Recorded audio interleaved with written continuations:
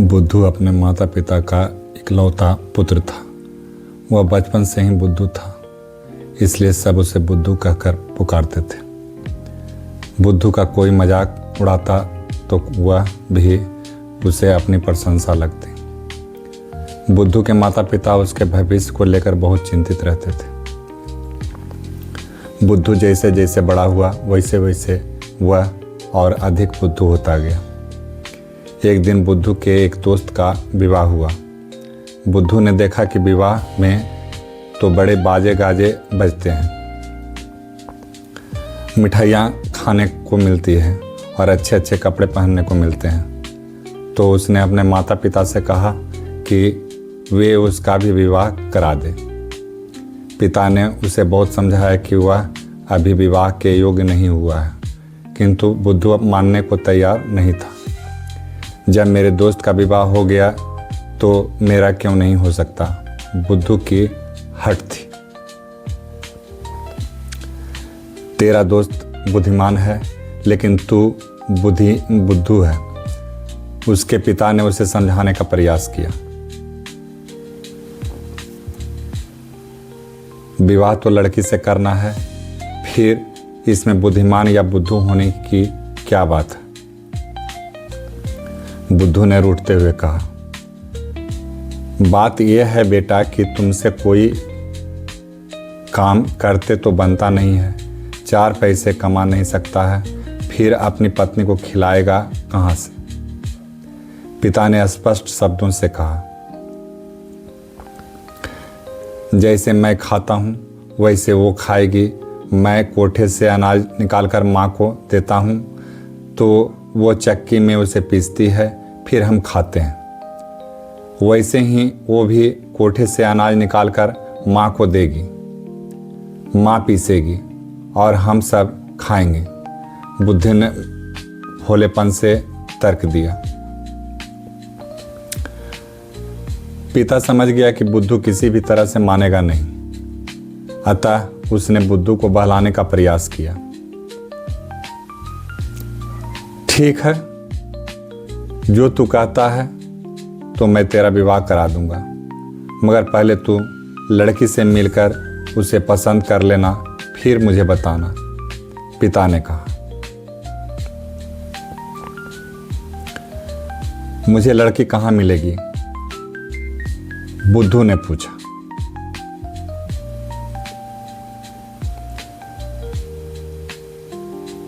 तू जब खेत की रखवाली करने जाएगा तो मैं लड़की को तेरे पास भेज दूंगा, पिता ने कहा।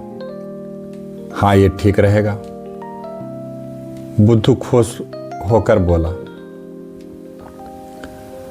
बुद्धू के पिता ने बुद्धू से कह तो दिया कि वह खेत से लड़की भेज देगा, लेकिन अब वह लड़की भेजे कहाँ से। समूचे गांव में एक भी लड़की ऐसी नहीं थी जो बुद्धू से मिलने को भी तैयार होती। बुद्धू के पिता ने बहुत सोच विचार किया और अंततः वह कुम्हार के पास पहुंचा। मुझे एक मिट्टी की लड़की चाहिए, बिल्कुल असली जैसी, कद काठी वाली, बुद्धू के पिता ने कुम्हार से कहा। कुम्हार ने असली लड़की जैसी मिट्टी की एक मूर्ति बना दी। बुद्धू के पिता ने लड़की की मूर्ति ले जाकर खेत में बने मचान पर रख दिया। रात को खेत की रखवाली करने के लिए जब बुद्धू मचान पर पहुंचा तो वहीं बहुत अंधेरा था। वह रात भर मचान पर चढ़कर खेत की रखवाली करता रहा, किंतु उसे लड़की की मूर्ति दिखाई नहीं दी। भोर होने पर वह मचान से उतरा और घर आया। आते ही अपने पिता पर बिगड़ने लगा। आपने कहा था कि आप खेत में किसी लड़की को भेजेंगे ताकि मैं उसे देखकर पसंद कर सकूं, मगर आपने नहीं भेजी। आप झूठे हैं। नहीं रे बुद्धू, मैं झूठा नहीं हूं। मैं स्वयं एक लड़की को मचान पर बिठाकर आया था। क्या तुमने उससे बात भी नहीं की? बुद्धू के पिता ने कहा। हैं, वहां तो कोई लड़की नहीं थी, बुद्धू चकित होकर बोला। अरे वाह, कैसे नहीं थी, मैं उसे स्वयं वहां बिठाकर आया हूं, बुद्धू के पिता ने झूठ बोलते हुए कहा। ऐसा है तो मैं अभी खेत में जाता हूं, उससे मिलकर आऊंगा, बुद्धू ने कहा और खेत जाने को उद्धत हो उठा। ठीक है, जाओ, लेकिन एक बात का ध्यान रखना कि यदि तुम मुझसे किसी भी प्रकार का हट करोगे तो वह तुमसे रूठ जाएगी और तुम्हारे लिए वह मिट्टी की हो जाएगी। बुद्धू के पिता ने बुद्धू को आगाह किया। बुद्धू का पिता जानता था कि जब लड़की की मूर्ति बुद्धू के प्रश्नों का उत्तर नहीं देगी तो बुद्धू हट करेगा और उसे लगेगा कि उसके हट करने के कारण लड़की मिट्टी की हो गई है। बुद्धू दौड़ा दौड़ा खेत पर पहुंचा। उसी समय पड़ोस के खेत वाले ने अपने खेत से जंगली सुअर को भगाया। जंगली सुअर उसी ओर भागा जिधर बुद्धू के खेत का मचान था। इधर बुद्धू भी अपने खेत की मचान की ओर आ रहा था। सुअर बुद्धू को अपनी ओर से आता देख हड़बड़ाकर पलटा और मचान से टकराकर भागा। सुअर के टकराने से बांस बल्ली की बनी मचान हिल गई और उस पर रखी लड़की की मूर्ति नीचे गिरकर टूट गई। जब बुद्धू ने मचान पर चढ़कर देखा तो उसे लड़की नहीं मिली। बुद्धू तो था बुद्धू, उसने समझा कि सुअर उसकी होने वाली पत्नी को लेकर भाग रहा है। बस फिर क्या था, बुद्धू सुअर के पीछे दौड़ा, आगे आगे जंगली सुअर और पीछे पीछे बुद्धू। दोनों भागते भागते घने जंगल में जा पहुंचे। सुअर को तो जंगल का चप्पा चप्पा पता था, इसलिए वह पलक झपकते ही किसी झुरमुट में गायब हो गया। मगर बुद्धू जंगल में भटक गया। बहुत देर तक भटकने के बाद बुद्धू जंगल के पार एक दूसरे गांव जा पहुंचा। गांव के बाहर एक कुआं था। उस कुएं पर गांव की लड़कियां पानी भर रही थी। बुद्धू ने उन लड़कियों को ध्यान से देखा। उनमें से एक लड़की बुद्धू को भा गई। बुद्धू को लगा कि यह वह लड़की है जिसको सुअर भगा लाया। बुद्धू ने आव देखा न ताव लड़की का हाथ पकड़कर अपने साथ ले जाने का उद्धत हो गया उठा। पानी भरने आई लड़कियों में चीख पुकार मच गई। वह लड़की भी सहायता के लिए पुकारने लगी, जिसका हाथ बुद्धू ने पकड़ रखा था। लड़कियों की चीख पुकार सुनकर गांव वाले वहां आ गए। उसमें उस लड़की को माता पिता भी थे। तुमने मेरी बेटी का हाथ क्यों पकड़ रखा है? लड़की के पिता ने बुद्धू से पूछा। ये मेरी होने वाली पत्नी है, मैं इसे अपने साथ ले जाने आया हूं, बुद्धू ने कहा। किसने कहा कि ये तुम्हारी होने वाली पत्नी है? लड़की के पिता ने पूछा।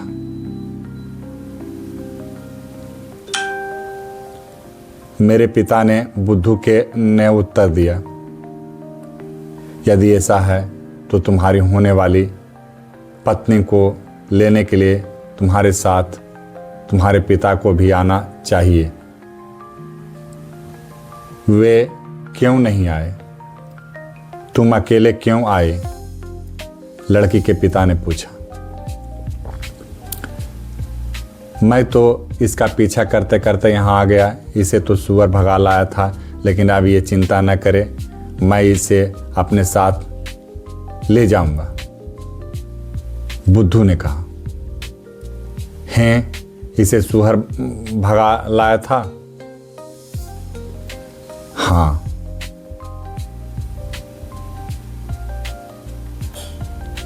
बेटा, तुम्हारा नाम क्या है? तुम मुझे अपना नाम बताओ और पूरी घटना बताओ, क्योंकि मैं इस लड़की का पिता हूँ और तुम्हारा होने वाला ससुर हूँ। लड़की के पिता ने कहा,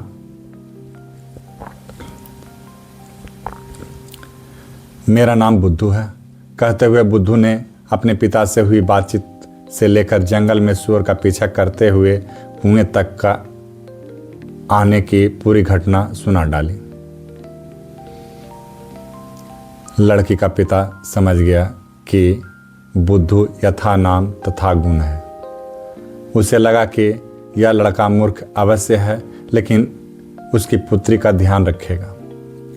यह विचार करके लड़की के पिता ने अपनी लड़की का विवाह बुद्धू के साथ करा दिया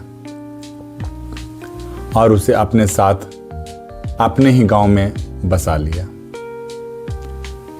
बुद्धू अपनी पत्नी के साथ हंसी खुशी से रहने लगा। एक दिन अचानक उसे अपने माता पिता की याद आने लगी। उसे लगा कि माता पिता से मिले बहुत दिन हो गए हैं और उसने अभी तक अपनी पत्नी भी उन्हें नहीं दिखाई है। बुद्धू ने अपने ससुर से कहा कि वह अपने गांव जाना चाहता है और साथ में अपनी पत्नी को भी ले जाना चाहता है।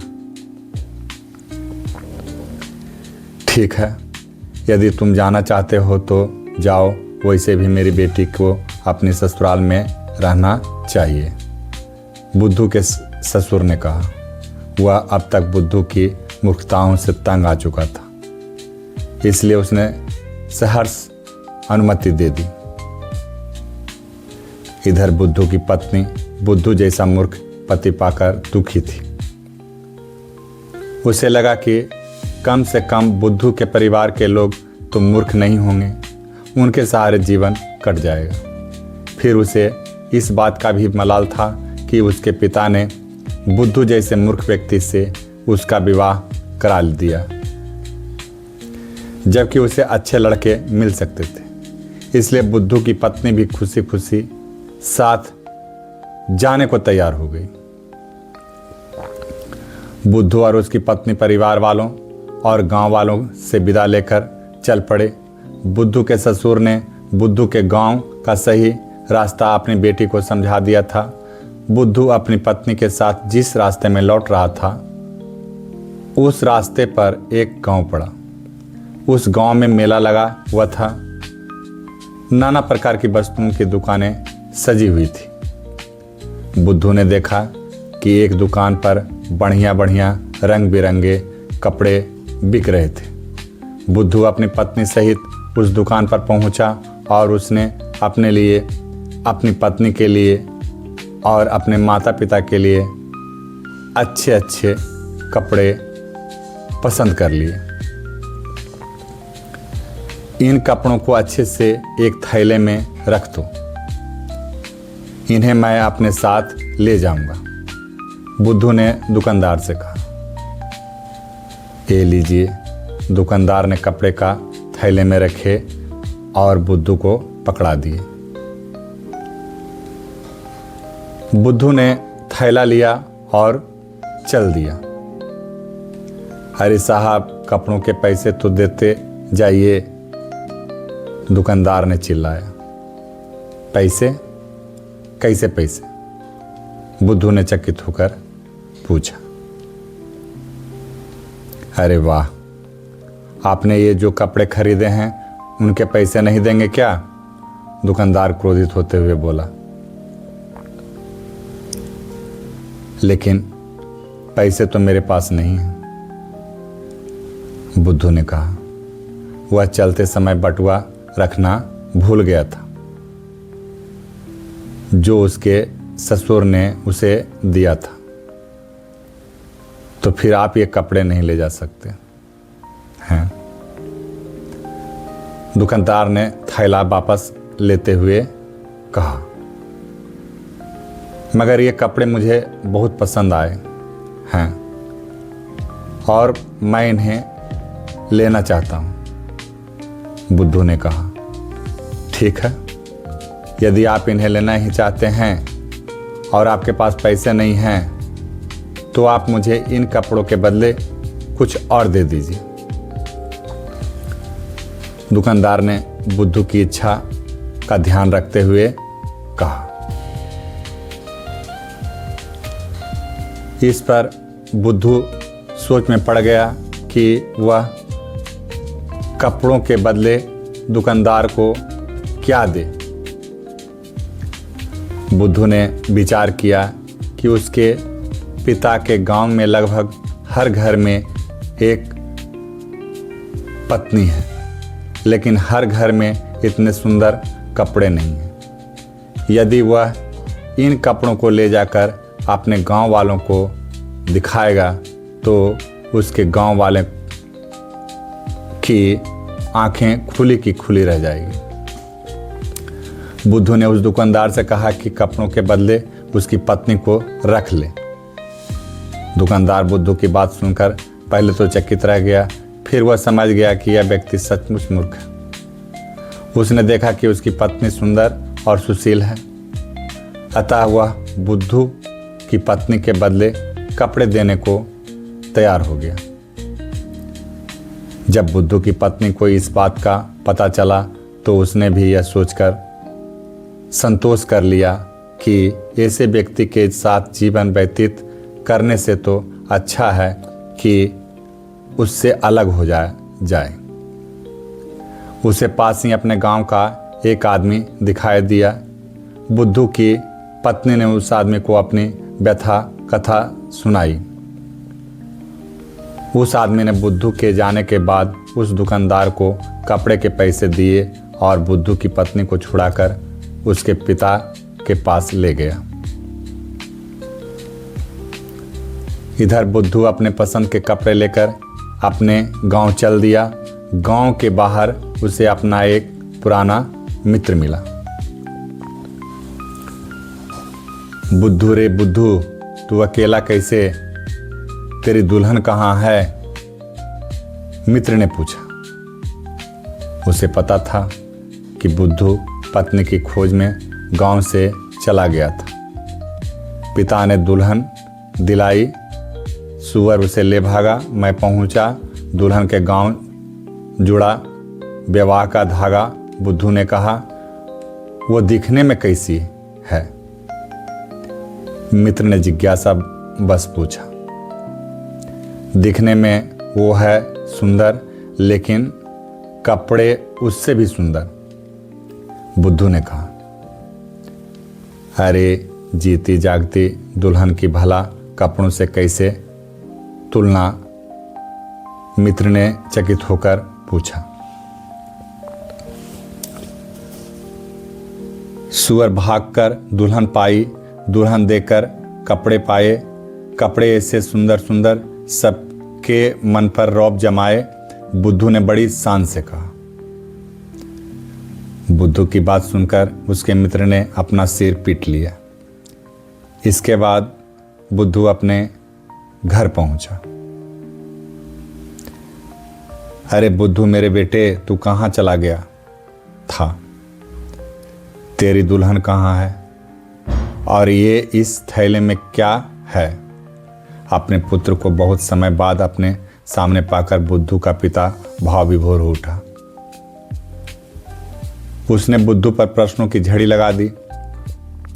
पिताजी, सुअर भागा के दुल्हन पाई, दुल्हन दे के कपड़े पाए। कपड़े ऐसे सुंदर सुंदर सबके मन पर रौब जमाए। बुद्धू ने अपने पिता से कहा। क्या कहा तुमने? इन कपड़ों के बदले अपनी दुल्हन किसी और को दे दी? बुद्धू के पिता अवाक रह गए। बुद्धू के पिता ने भी अपना माथा ठोक लिया। वे समझ गए कि बुद्धू सदा बुद्धू ही रहेगा। उधर बुद्धू को अपनी पत्नी के जाने का कोई दुख नहीं था। वह तो अपने मन के सुंदर सुंदर कपड़े पाकर खुश था।